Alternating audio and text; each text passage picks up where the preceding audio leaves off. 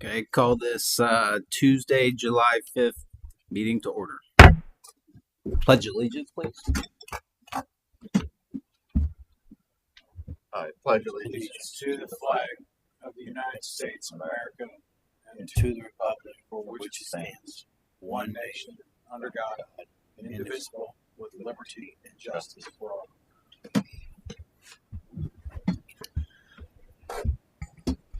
Roll call. Mr. O'Neill, Here. Mr. Kressler, Here. Mr. Weisgerber, Here. Move to excuse their other two members who could not be here this evening. Second.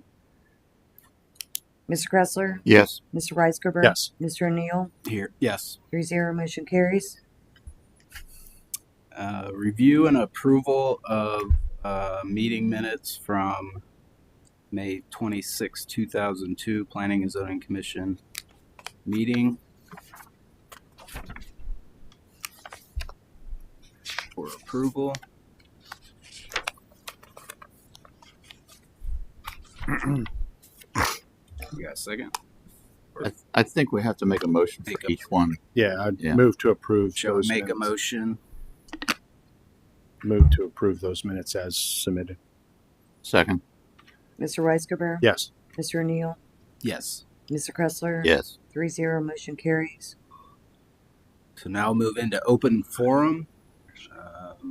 Looks like We need to do the ones from June Second. 7th. Oh, okay. So, item number 2, Planning and Zoning Commission meeting minutes dated June 7th, 2022. Move to approve as submitted. Second. Mr. O'Neill, Yes. Mr. Weisgerber, Yes. Mr. Kressler, Yes. 3-0, motion carries. Okay, so we've approved the meeting minutes as submitted, and now move into open forum discussion. Todd?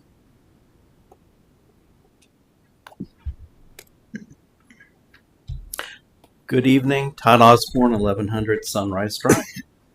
Tonight, I speak as an individual and not for any committee or organization. I have concerns that the existing planning and zoning code for food trucks is not being adhered to. 1111.07 special exceptions point out, or flat out says, they are neither a principally or conditionally permitted use. The most recent approval denied this statement. Food trucks, not basically, they are basically an essential for that operation. General standards for special exceptions. Numbers 1 and 2 state, shall, big word, shall be harmonious and appropriate in appearance with the existing or intended character of the general vicinity. That's in the historic district. The city can dictate signage, scope, appearance, etc. for a bricks and mortar business, but can it dictate the same regarding a traveling business? And it goes on. Number 6, shall not have a negative impact on properties within 300 feet of the proposed site. This past weekend, you had posts on Facebook, not by the business, but by an individual pointing out that this one specific food truck was in downtown Loveland. Didn't state the business that brought the truck in. So the question is, and it's a legit question, is this special exemption for the primary business, or is it the primary business's location that the food truck is using? And that's a major difference. So let's go to another issue. Let's look at the food trucks in the city. Food trucks should be an exception, not the rule. Outside of a city-sponsored event or rally, businesses should utilize food trucks in the rarest exceptions. It's one thing for an appearance of the Oscar Mayer Wiener. It's another thing for a regularly scheduled food truck, or as in the past, a semi-permanently parked food truck being used as a building extension, serving as that business's kitchen. I don't think that's the appropriate use of a food truck. Also, the question should be the daily fee. You have a yearly renewal, but each time a food truck is brought in, there should be a daily permit fee. For the existing permits and prior permits, the question in the community has been whether these trucks have paid or currently pay a daily fee. And are they registered? Each one. So in the memo from Mr. Wright, under policy options, paragraph 2 discusses X amount of permits per quarter or year. I would add per district. This should be the case. Food trucks are an exception. Unless you have a business like what was proposed to go in Westchester as a food truck business itself with proper infrastructure and licensing, Loveland shouldn't allow this in the code. Loveland shouldn't allow this for a daily or weekly use for commercial use. It's not fair to the businesses abiding by, operating, and existing under existing zoning. So update the code to make this a more rigid code with a transparent written procedure for all to follow. And permits and fees should be clearly stated. Businesses also should be the requester should be the businesses for these permits, not the property owner. And I think Mr. Weisgerber made a valid point. I fear perpetual licenses. You tie in an owner's name, what is there to say? No, it's established. Thank you. I think she let it go extra long. Thank you for abiding by the rule, even though you're the only one here. So now I'll move into new business. Corey, can you give us a rundown? Thank you, Mr. Chairman. So I won't belabor the entire memo. It's been posted out there, but essentially we find ourselves in a quandary based on the last approval and some of the direction that the commission provided to administration. So just to give you an update, Mr. Kennedy sought and received approval for a temporary moratorium on these applications. And so now here we are. We've got 732, which is going to go sort of the law and ordinance direction. And then we also have the zoning regulations here, which is what we're going to discuss tonight. And, looking at this, the process is pretty well defined now. But the question is, do we really, I think if you read the memo, do you really want it to be a special exception? Or should it be treated, and I'll just skip down to the policy options, should it be treated, because of the different questions, should it be treated more like a temporary use or regulated as such in the district? And it's just, there's just a whole host of questions that come up on this. Could we, the easiest change would be outright prohibitive. You just strike it from the table of permitted uses. I don't know that that's necessarily the direction the Planning and Zoning Commission gave us, and that is why we're here tonight. Is we're looking for some solid direction from the commission in that regard. So I've laid it out there in the memo, and I think I don't believe that all of my rhetorical questions are necessarily exhaustive in that regard, but I think that there are just a number of the major issues that I see percolating at this time around this. So with that, I'll stop talking.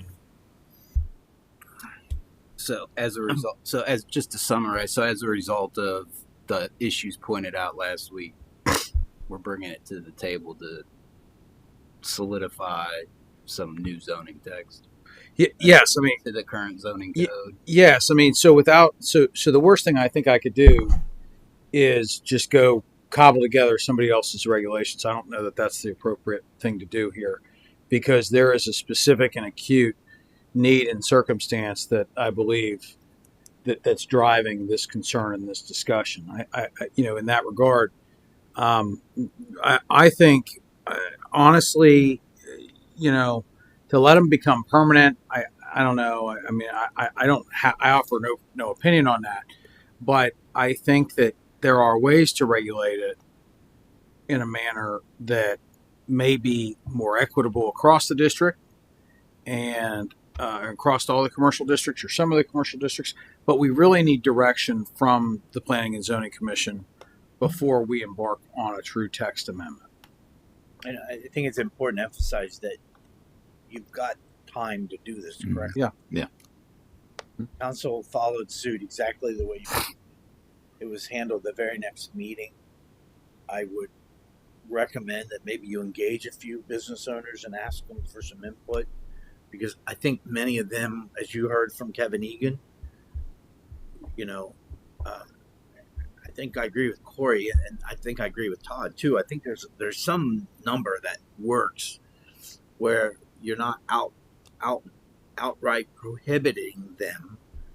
You're giving them an option on, I don't know what the day is, but these kind of things, if they're involved in the process, I think it's going to go a lot better, especially for staff that has to, we have to deal with it after you make the decision. So I think getting a few of them to come in could be beneficial. I mean, if you get Kevin Egan here, that's 2 restaurants right there. If you get Kevin Maloff in here, that's 1, 2, 3, 4, and the landing center.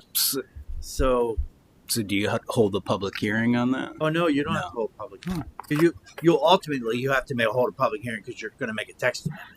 So that's But just in the meantime, going down and having dinner with them and checking it out. oh, we've done this before, where we've Kathy and I brought them all in when we were talking about their thoughts on paid parking. Yeah, there's a couple options that we could exercise as a board. We can have a working session where we can bring in a variety of stakeholders into a working session just to receive feedback. We can go visit with them individually, all of these things, let alone have a public hearing, which we do for when we start doing the regulation. But to establish some background, there's a couple, I almost call them administrative methods that we could use as a committee. If we all want to hear the same kind of input, we'd have a working session or a couple. I'd like that. Where we bring in some of the restaurant owners, some of the other individuals, residents to get some feedback. And that way we all hear the same thing. So we can. And they don't have to meet 5 times with us. No, that would be Just one something meeting. that they could do here, and we could structure a working session to have more of a dialogue. And I think it's important for everyone to admit, and Tom Carroll would do it if he was here, it's not the same downtown that it was when Tom did that. It's completely different. Right. I mean, he wrote that, if you look into it, and I remember talking to him about it, he allowed him on city property is an effort to try to help out Loveland Canoe. You could put it on what was a Mishy-Mashy mess down there before the Linda Cox lot. It was all well intended to get some activity in the district. Yeah, I agree with you, Mr. Kennedy. When I was here with Mr. Carroll, one of the things that we were trying to do, other than change the vision of what downtown was and where it was going to go, we needed to get input. We needed to get some life and vitality. So it was, how do you spark to get people to come down, right? We're far cry from that today. We there's a lot of people coming down. There's a lot of business that's here. So I think it's really time to, and the same reason why we got to look at the zoning code. Loveland is not where it was years ago. Yeah. And so we need to take a step back and say what's appropriate for the community from where we are today and where we think we ought to be heading. I think one of the things from my perspective, as laid out in this memo, as we talk about the different districts, there may be specific guidance that we want to think about with the different districts, right? With historic tends to be our most open zoning across the board. However, there's a lot going on down here, and it's pretty jam packed. So, with the investments that have been made, is it appropriate to use these for special events or for fundraisers or for, right? There's a variety of reasons as opposed to being an end around to putting a kitchen in a building. That's where we got to try to stop. And then when you look at other districts that may be a little different use for a different reason based on popularity, fundraisers, attract, whatever it happens to be. So to me, I think those are the kind of inputs we need from the community to try and start putting funnel to this information. Just because Eva, Corey, and I deal with it all the time, you have 2 more eating establishments coming in, both with kitchens as part of it. So with the chicken, Lovebird Chicken, and the redevelopment of Eva's house, the other Eva's house over here, those are 2 more establishments that will have kitchens as part of their what they're doing. So that's a whole another. And there's the other component of that where we have the city sponsors events and the need to look at exemptions for those particular events and codify that both in the 2 divergent tracks, 732 and the zoning code.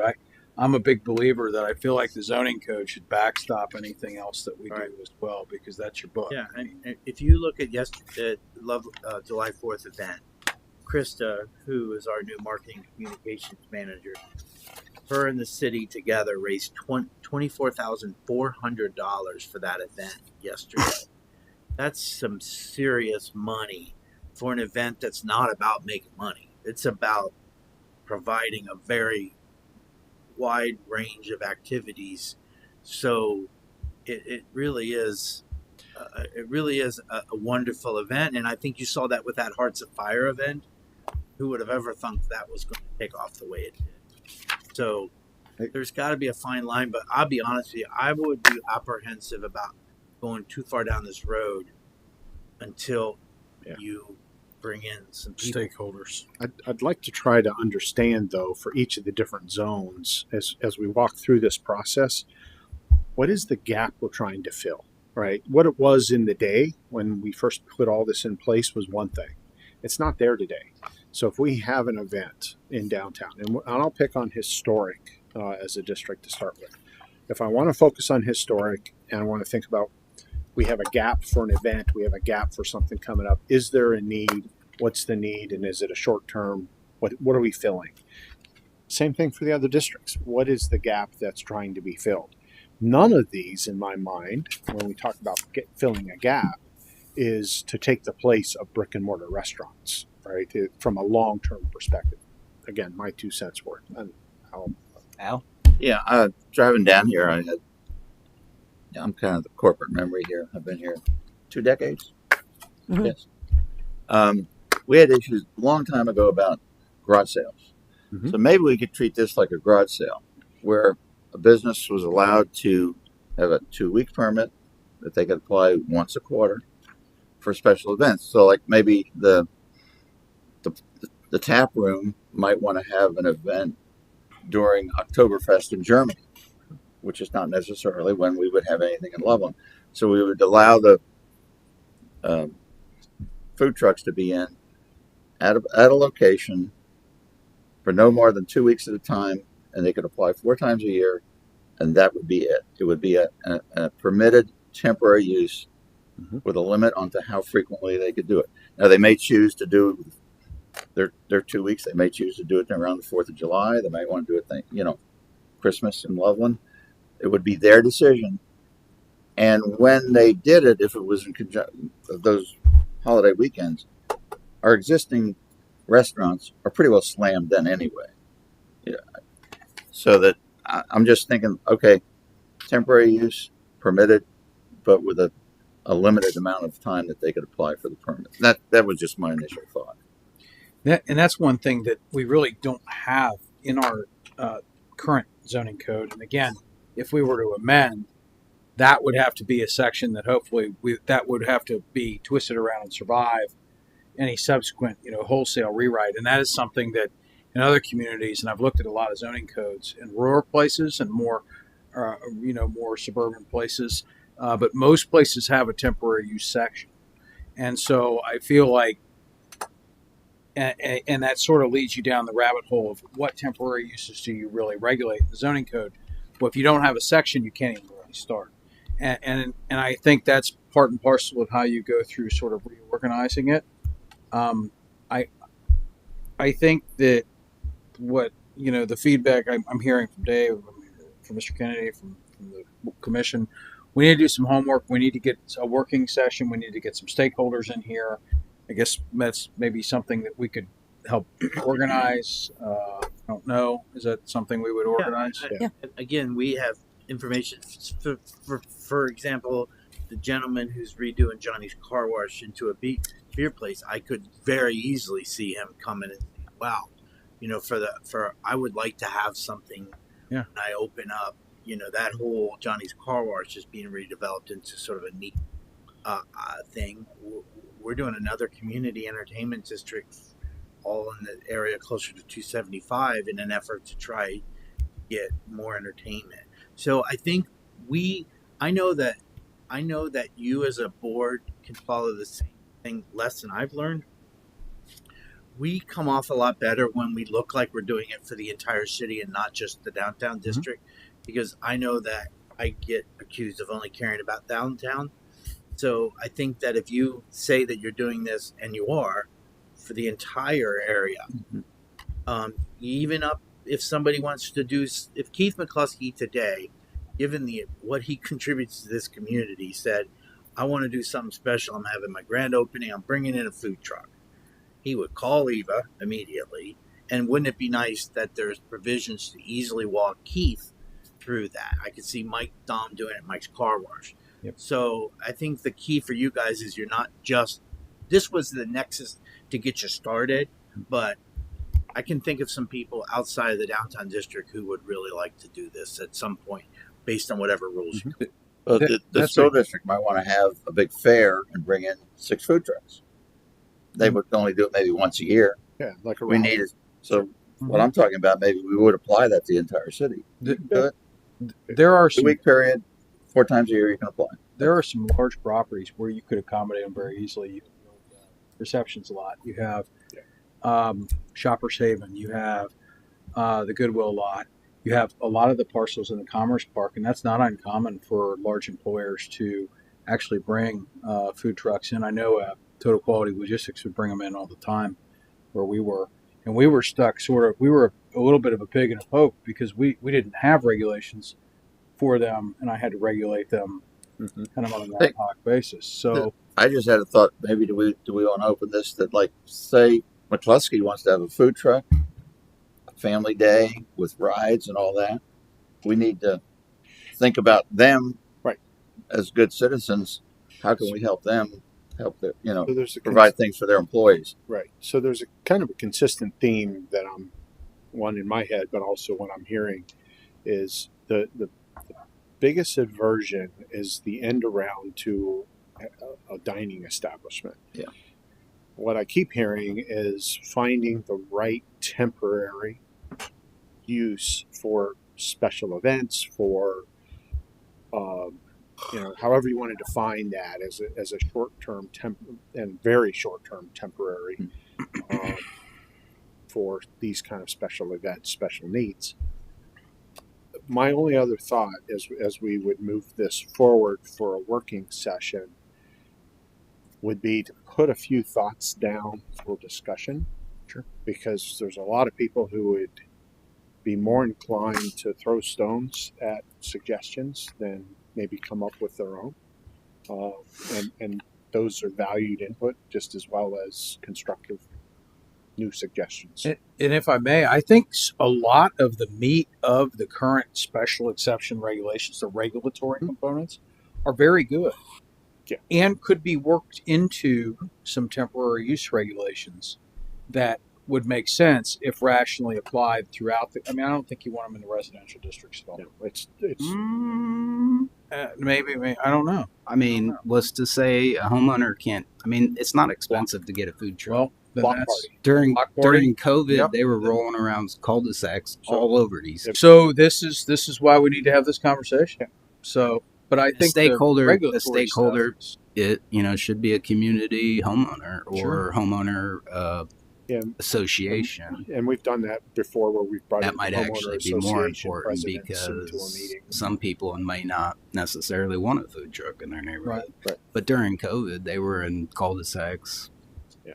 in a lot of different neighborhoods. So what I'm hearing is that we got a lot of good good regulatory meat to work with as far as like Mhm. time, manner, place, location, those kind of things that are in the regulations. It's how do you work them into a set of temporary regulations? And maybe what I'm hearing is we draft, or am I getting direction to maybe draft some temporary regulations? I don't know if I want to say, I would leave it to the Not yet. board. Not yet. Okay. I think it's more a list of suggestions. Okay. I think we could have maybe 2 work sessions, one with the food people and maybe another one with the VFW civic organizations. What are their thoughts? Yeah, and I'd like to hear from some homeowners Yeah. associations. Right. Yeah. So I think we can combine some of those together and get Right. some input. But I'd like to have something on the table to say what is it we're noodling on, right? That makes some good sense. I think the biggest issue, again, my perspective, is we keep talking duration, not the legislative part of what's in the code.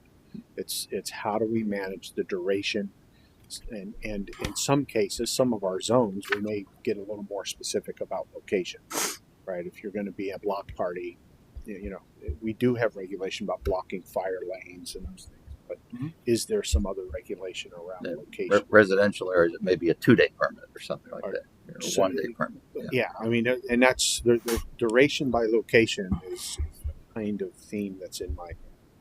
But I don't want it to be an end around that we're getting abused for today. Well, I think that sometimes it's best to let staff handle some things. If you have the rules set in place, let staff handle some things. I think you switch. Staff does a lot with historic preservation before it goes to them and determining that. If the rules are really clear for the people at the front line to deal with them, then we're not bringing everything to you guys. Right. It seems to me temporary banners and permits just go to you, correct? Yeah. So if we write these properly, it would just be Regulate them as an an administrative issue. I mean, my wife and I just went to a couple glass shows over Cambridge and a few other locations east in Ohio, and there were 2-day events and shows. There was their annual meeting with a 2-day show, and they hold them at civic centers. They had a food truck in the parking lot for the most of the show on each of the days individually to provide for people that went to the show. So it was a welcome break because there was nothing else unless you went into town someplace. Well, I think that we can put together the group of the people that could come in. Yep. I think that it's seen if you're doing this citywide, it's going to be a bit of a tool that may be beneficial to the Loveland Madeira Road Business District, Mhm. and the Loveland Dairy Whip, for example, he has his own thing and built that little area behind the Dairy Whip to park it. I think he bought a lot back there to purchase it. He's a real beneficial because he does a lot of what Brian was talking about, getting into the neighborhoods. And he goes into neighborhoods and does birthday parties and things like that. But he's a real stand-up guy and he takes care of his stuff. Yeah, really, he's a good guy.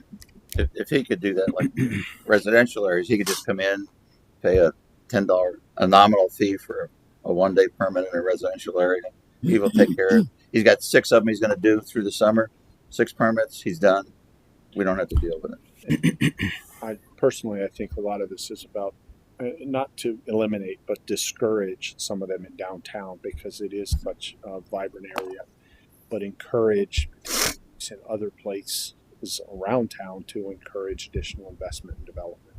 So I think we need to use this as a tool, just like we did many a year ago to try and get people to come downtown. We don't have that problem in downtown, right? We have that in Loveland Deer corridor and other places around town that we'd like to encourage people to spend a little more time, promote the businesses. That's one of my thoughts. Well, I can't speak for Mr. Bateman, but Mr. Redmond shared some comments.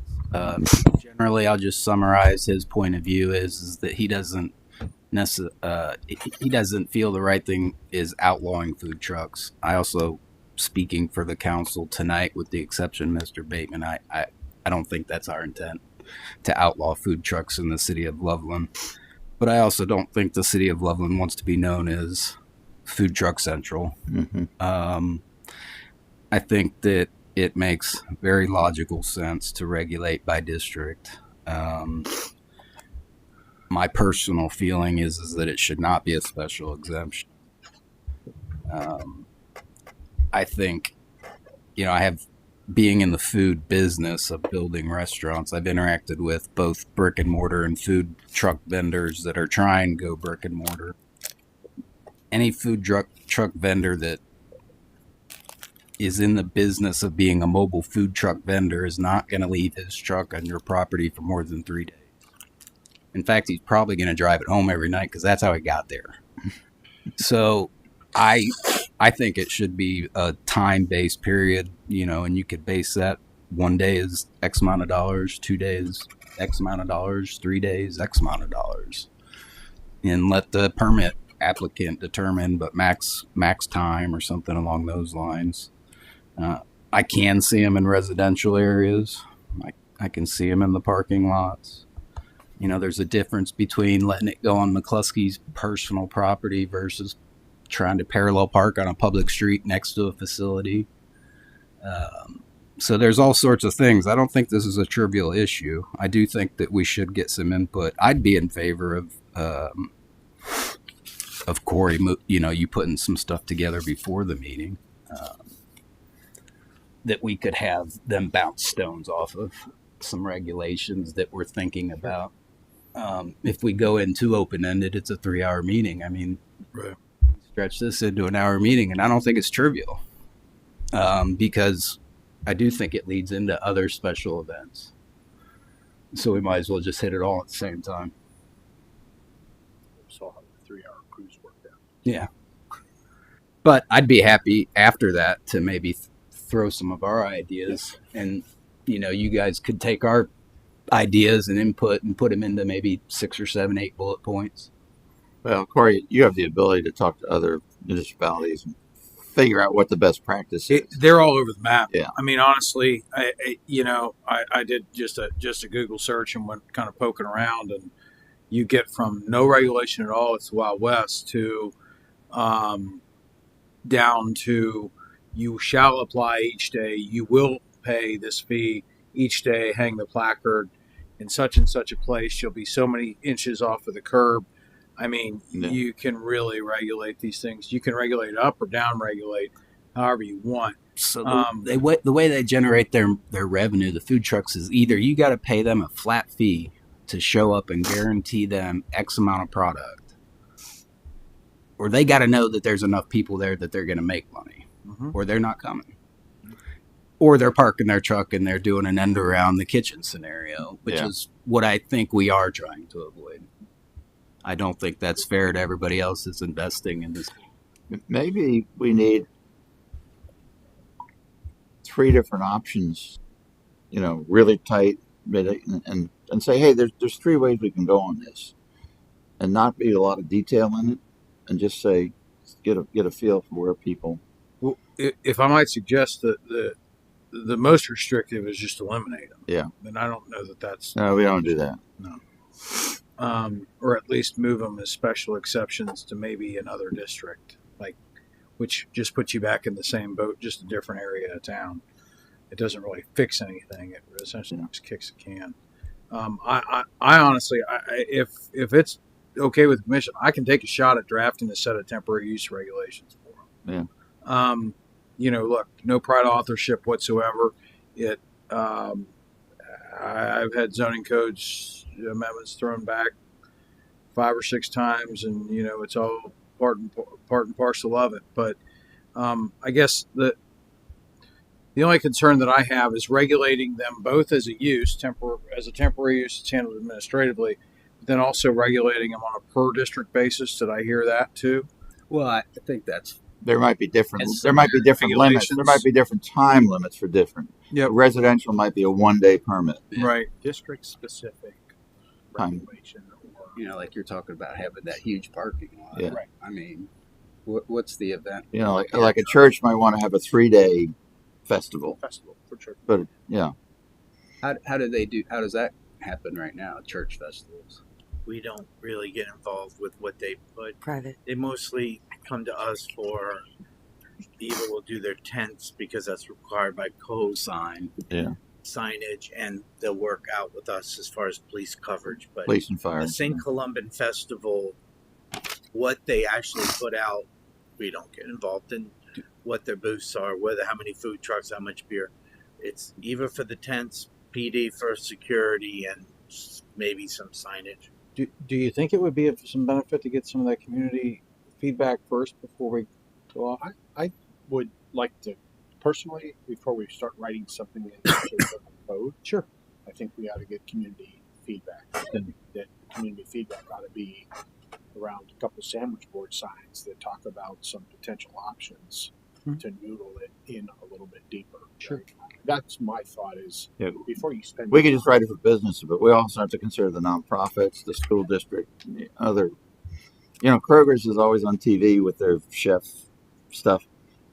Kroger may someday get a food truck that they take around the Kroger stores. That probably should be considered a food truck and permitted. They're doing some kind of promotion in their lot. That should be, they can't park there a month. It should be under this regulation. So what I'm hearing is we'll put together maybe a PowerPoint, put it up here, put 7 or 8 Yeah. kind of regulatory framework kind of things. We're not down in the weeds. Maybe, for example, preserve the Board of Health licensing, or make sure that they're Board of Health licensed. I mean, we could even do it in a perspective like no regulation and no food trucks where we want to land. Yeah. Right. Do you want these in residential districts? Yes or no? Should they be so far away from a residential use or zone? Yes. Let's have some discussion. Yeah. I think if you start it in the form of the regulation, there will be those in the community that think that it's already cast in concrete. So it's better to take a step back, leave it high level, put it on the overhead, and let's have a conversation. Embrace the process. Basically say, we're starting with a clean sheet. We want your input. Sure. And give some guidance through, to your point. We can have discussion around central topics, whether it's district or residential or how you want to do it. I just think that we can shape the conversation and get the input. Sure. And that's what the value will be. Then we can go forth. It's almost like a charrette in a way. Yeah. Where you're keeping the board and the notes and all those things, and then you try and craft those regulations. Yeah. I get laughed at when I talk about doing charrettes. I understand. I'm not familiar with that term. Yeah. Charrettes. We did them for downtown. Yep.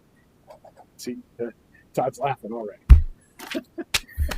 Okay. Just like big. Well, I think our direction is clear. I mean, Nope. we'll go out and we'll start building some of these stakeholder relationships. I mean, we'll start engaging some of these existing stakeholder relationships. Do you want them separate? Do you want separate groups, or do we just bring everybody in and just have a charrette? I think you're better off when people can hear each other's. Okay. I think you're better off putting them all in the same room together, and the residents can complain. More efficient too. It is more efficient, and everybody. If you don't, what'll happen is one group will start pitting against the other group and arguing. I think you put them all in the room and you'll find compromise. We'll see where it comes out. And then when we get a rough draft, we could bring them all back in and say, hey, based on what you told us, here's what we're looking at. We want you to sign off. Very off. Very good. Is there anything in the comprehensive plan that we should consider in regards to this? Just the Love Madera Road corridor, the need to revitalize the corridor. Nothing about food trucks specifically. But my only thought process here, and why I don't want to see them eliminated, is they are a tool that the city can use, but we have to be smart about how we want to use them. To how do we attract people to different parts of town, whether that's Lovendale Road or other, to spur additional investment and development. When would you like to have the work session? Take it after summer vacations are over? Or? I just recognize that we have a moratorium We have and time. that we have time, but the clock is also ticking. So How about the alternate 2 weeks to our normal meeting? You know, in 2 weeks or 6 weeks, whatever. It's probably 6 weeks. What do you think? Like 6 weeks, middle of August, something like that? You have your regular August meeting, probably at the Oak Are we gonna need a or motion? whatever, Huh? something. Are we gonna need a motion? Go 2 weeks later on a Tuesday, Okay. which is off the Tuesday between the two councils Third Tuesday. in August, Say it's, and then there you go. And we'll just see what we can Target get a it. quorum and see if we can get our Yeah. public. we'll work to find a quorum kind of in that middle part of August and go. We were just discussing, we'll make an official motion that we requested staff set up work session to address this topic at a time and date to be determined by staff, Sounds second. agreeable to this or this board. And if that's a motion, I'll second. All in favor? I That way you get direction. Meeting adjourned. Yes. Meeting is good meeting.